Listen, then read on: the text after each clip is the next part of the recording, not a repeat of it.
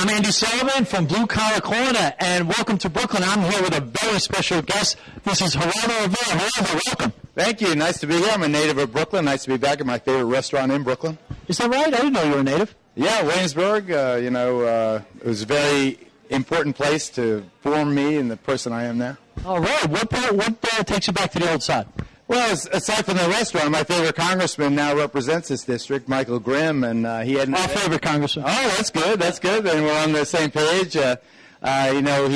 He's terrific. United States Marine Corps war veteran and FBI special agent. Now he's been representing this district as it goes through its various changes since 2010, and it's great to see him out here, particularly with this event for the firefighters and the city cops and even some corrections guys and the old VFW guys here. He's honoring the people who serve us, and so I have to support that effort. I'm out here, and we're also getting a great lunch out of it.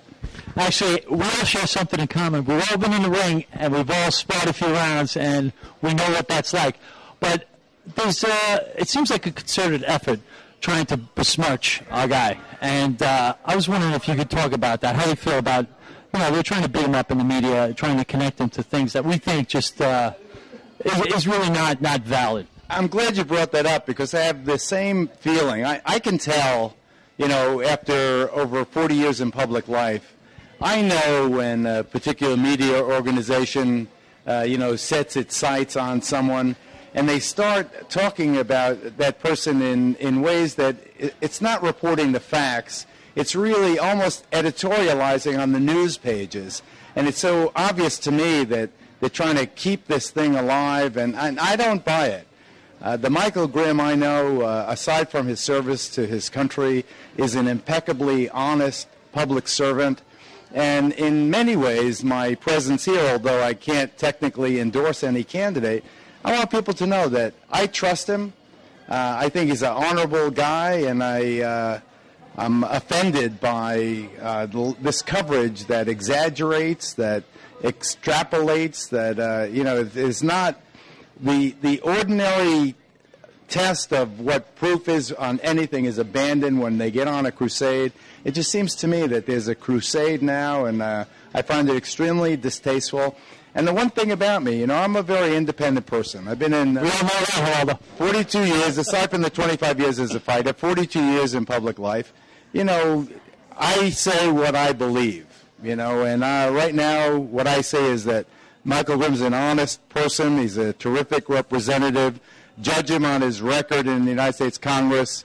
Judge him as the person he's been, as not only a public servant, but as I said, a Marine Corps vet and a veteran of the FBI. And you make your decision.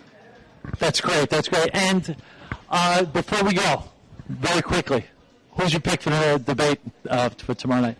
Well, I think in a way, Mitt Romney's got a bigger burden because he did so spectacular the first time. Now he's got Obama's the underdog. Now Obama's the underdog, and the United States is a wonderful country. I find it myself. You always root for the underdog, And how about that crazy Vice Tourette's syndrome guy of ours the other night with Ryan? He's all that, but he also has his charm. And I think that's what made it palatable, and why they're saying that he won that debate, because he's your crazy uncle that drinks too much, and he starts putting his arm on your newly married wife, and you just want him to, oh no, it's Uncle Joe again. But I think he's held to a, maybe a lesser standard in that regard. We still love the old Memorial head. Anyway.